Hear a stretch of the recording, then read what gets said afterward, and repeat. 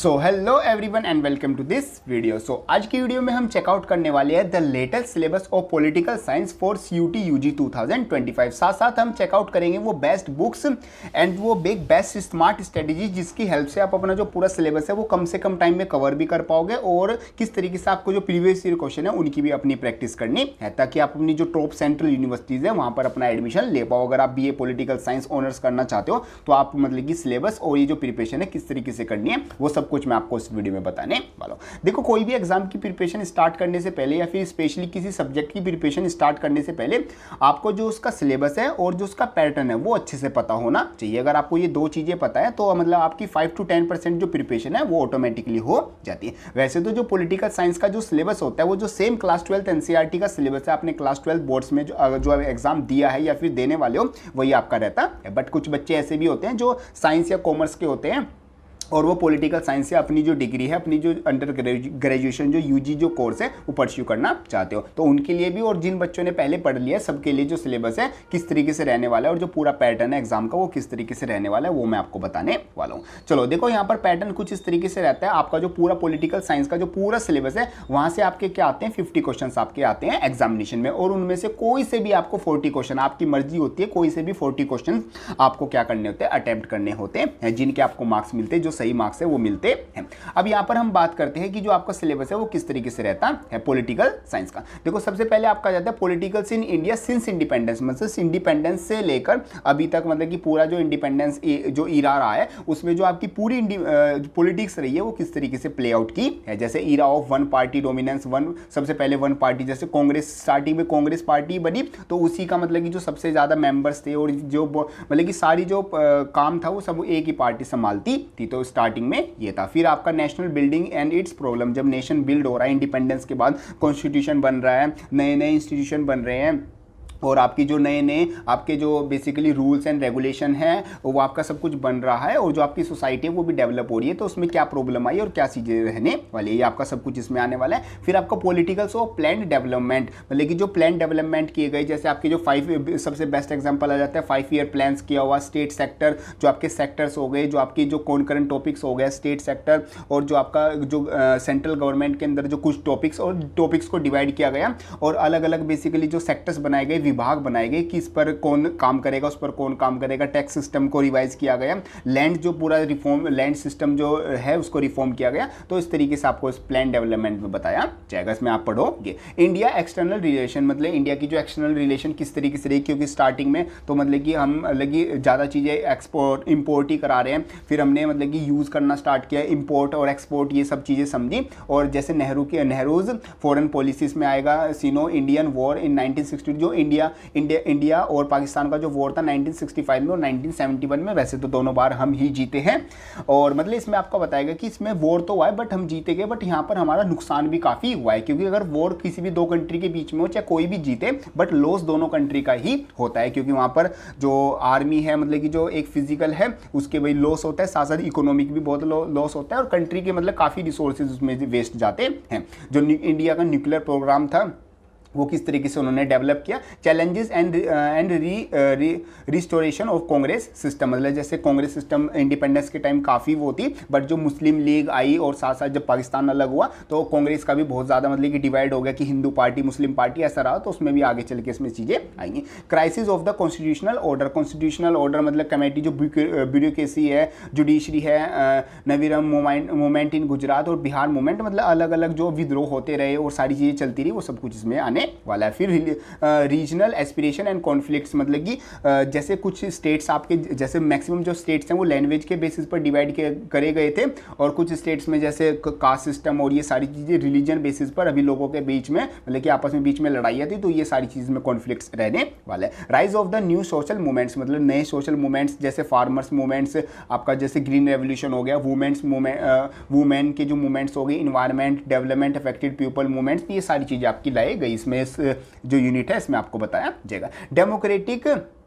अब्सुर्ड and the coalition party, मतलब कि आपको जो पहले तो सिंगल गवर्नमेंट की सरकार चल रही है, फिर कोएलिशन पार्टी जो है वो किस तरीके से सरकार चला रही है, दो पार्टी मिलके कैसे जो देश है उसको चला रही है। यहाँ पर जैसे बीजेपी आएगा ना, हाँ जैसे बीजेपी और जेडीपी ये आपकी आ गई। जो एनडीए गवर्नमेंट है, मतलब पूरी काफ़ी पार्टीज आपस में मिलकर यूपीए और एनडीए ये आपस में अलग अलग बनाई गई। ऐसे फिर रिसेंट इश्यूज एंड चैलेंजेस, मतलब कि जो इंडियन पॉलिटिक्स में क्या क्या रिसेंट इश्यूज अभी फेस करने को हमें मिल रहे हैं, क्या क्या नई प्रॉब्लम्स अभी मतलब कि डेवलप हो रही है, वो सब कुछ आपका इसमें रहने वाला है। नेक्स्ट स्टेप आपकी आ जाती है कॉन्टेम्प्रेरी जो वर्ल्ड पॉलिटिक्स आती है, वो पहले वो इंडिया की आई, फिर इसकी वर्ल्ड में भी सेम आपकी सारी चीज़ें यही रहेंगी, बट इसमें बेसिकली पढ़ाया जाएगा कि कैसे मतलब कि जो पावरफुल कंट्रीज़ हैं वो इन्फ्लुएंस करती हैं जो भी और सारी कंट्रीज है, पूरा जो ट्रेंड्स हो गया वो किस तरीके से, जैसे वेस्ट की जो हो गया और जो यूएससी हो गया किस तरीके से रहता है। और साथ साथ जैसे जो कोल्ड वॉर इरा रहा है वर्ल्ड पॉलिटिक्स में, सेकेंड वर्ल्ड वॉर और आपका यूएस की जो डोमिनेंस रही है वर्ल्ड पॉलिटिक्स में, मतलब कि जैसे आपका यूएन हो गया, यूनाइटेड नेशन, वहाँ पर भी इसकी बहुत ज़्यादा डोमिनेंस रही है और काफ़ी कंट्रीज इस पे रहा है। Alternative centres of economic political power south Asia, मतलब सारी चीज़ों के बारे में ये आप मतलब जो पीडीएफ है इसको डाउनलोड जरूर कर लेना, जब आप पढ़ने बैठोगे कैसे पढ़ना है वो मैं अभी आपको बताता हूँ। ये सारी चीज़ें आपको कवर करनी है। ये पूरा सिलेबस आपका आ जाता है पॉलिटिकल साइंस। अब देखो आपका जो पूरा सिलेबस है, स्ट्रेटेजी क्या रहेगी कवर करने के लिए। तो सबसे पहले तो मैंने आपको बताया कि आपको सिलेबस ही पता होना चाहिए, तभी आप अपनी प्रिपरेशन और कोई भी आपकी सब्जेक्ट है वो स्टार्ट करोगे। अब आपने अगर अपनी क्लास 12 में अपना ये पॉलिटिकल साइंस सब्जेक्ट पढ़ा है तो आपको ज़्यादा मतलब मैक्सिमम चीज़ें पता ही होंगी, क्योंकि जो सिलेबस है वो ऑलमोस्ट आपका सेम ही आता है, बस कुछ टॉपिक्स आपके ऐड ऑन हो गए हैं। बट अगर आप ऐसे साइंस और कॉमर्स के स्टूडेंट हो, अभी तक आपने इसमें पॉलिटिकल साइंस में कुछ नहीं पढ़ा, तो आपको यहाँ पर मतलब पूरा जो सिलेबस है उसको चैप्टर 1 से स्टार्ट करना है। अब देखो यहाँ पर जो उन स्टूडेंट्स का बताता हूँ जिन्होंने पहले पढ़ रखा है, तो यहाँ पर आपके कुछ स्ट्रॉन्ग पॉइंट्स होंगे और आपके कुछ वीक पॉइंट्स, मतलब कि आपके कुछ स्ट्रॉन्ग चैप्टर होंगे, कुछ आपके वीक चैप्टर होंगे। या फिर अगर कोई नया स्टूडेंट है तो उसके लिए तो सब स्ट्रॉन्ग है और सभी आपके क्या है वीक आते हैं। तो आपको क्या कर लेना है, आपको क्या बना लेनी है, एक लिस्ट बना लेनी है। जो चैप्टर आपके सबसे ज़्यादा स्ट्रॉन्ग है उनको ऊपर रख लोगे और जो वीक है उनको सबसे ज़्यादा आप नीचे रख लोगे। इस तरीके से आपको एक डिक्रीजिंग ऑर्डर में लिस्ट बना लेनी है। सबसे पहले आप एनसीईआरटी से जो चैप्टर ए है, मतलब कि जो फर्स्ट चैप्टर है वो आप रीड करोगे, उसको अच्छे से रीड, बिल्कुल अच्छे से रीड करना है। एनसीईआरटी से ही रीड करना है, स्पेशली सबसे पहले एनसीईआरटी से रीड करोगे और उसके जो प्रीवियस ईयर क्वेश्चन है, जो बेसिकली आपको फ्री पीडीएफ मिल जाएगी ऑनलाइन, या फिर आप मतलब कि एक बुक परचेज कर सकते हो, मतलब कि जो सैम्पल पेपर बुक आती है, प्रीवियस ईयर क्वेश्चन पेपर की बुक आती है चैप्टर वाइज, वो आप ले सकते हो। प्रीवियस ईयर क्वेश्चन आपको जो एनसीईआरटी पढ़ने के बाद लगाने हैं। फिर उसके बाद आपको यहाँ पर दो चीज़ें देखने को मिलेगी। कुछ टॉपिक्स तो आपके बिल्कुल सही है, मतलब आपने उस टॉपिक से क्वेश्चन किए वो आपके बिल्कुल सही हो गए, और कुछ टॉपिक्स आपके क्या है गलत है, मीन्स कुछ क्वेश्चन आपसे अटेम्प्ट नहीं हुए या फिर कुछ क्वेश्चन आपसे क्या हो गए, गलत हो गए। तो आपको वो टॉपिक्स चेकआउट करने की वो कौन कौन से टॉपिक हैं कि जिनसे मेरे क्वेश्चन हो रहे हैं वो गलत हो रहे हैं। जस्ट एग्जांपल, आपके 3 टॉपिक ऐसे आ जाते हैं पूरे टॉपिक में,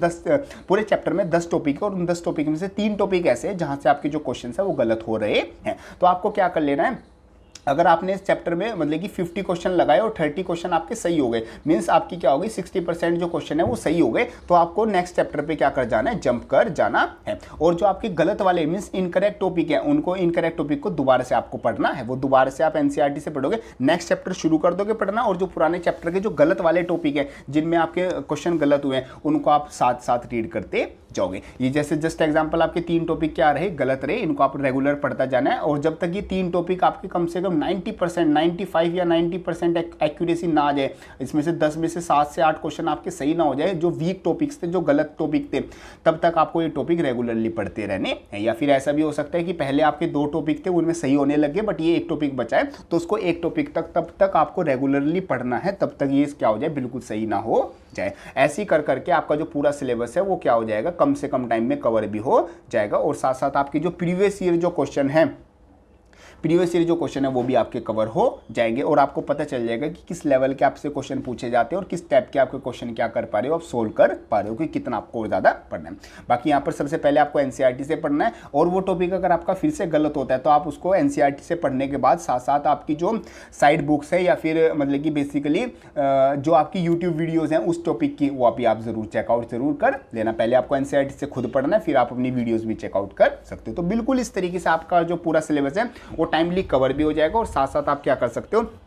जो प्रीवियस ईयर क्वेश्चन है और जो सैम्पल क्वेश्चन है उनकी भी प्रैक्टिस चेकआउट कर सकते हो। सो इस तरीके से आपका पूरा स्ट्रेटेजी है वो रहती है, और जो सिलेबस है वो आपको यहाँ पर डाउनलोड कर लेना है। जो पूरा सिलेबस है, सिलेबस के हिसाब से आपको करना है। वैसे देखो जो आपकी रिलेवेंट चीज़ें हैं, कम टाइम आपके पास है, रिलेवेंट जो चीज़ें है वही आपको करनी है। एक्स्ट्रा चीज़ें पढ़ने का कोई फायदा नहीं होगा, फायदा जरूर होगा बट इस एग्जाम में कोई फायदा नहीं होगा। तो जो डायरेक्ट क्वेश्चन आपके एग्जामिनेशन में आते हैं सिर्फ उसी टाइप के क्वेश्चन के जो टॉपिक्स है वो आपको पढ़ने हैं। बाकी जो एक्स्ट्रा चीज़ें नॉलेज के लिए वो आप बाद में पढ़ते रहना। पहले आप पूरा सिलेबस कवर कर लो और फिर अपने जो एमसीक्यू की क्वेश्चन की प्रैक्टिस है वो आप कर लो। सो इस तरीके से आपकी पूरा ये चीज़ें आ जाती है। होप करता हूँ सारी चीज़ें आपको अच्छे से समझ में आ गई होगी। बाकी वीडियो हेल्पफुल लगे इसको लाइक जरूर कर देना, एडियस जाते हुए चैनल को सब्सक्राइब जरूर कर देना। सो मिलते हैं अपनी नेक्स्ट किसी हेल्पफुल वीडियो में, तब तक के लिए थैंक यू।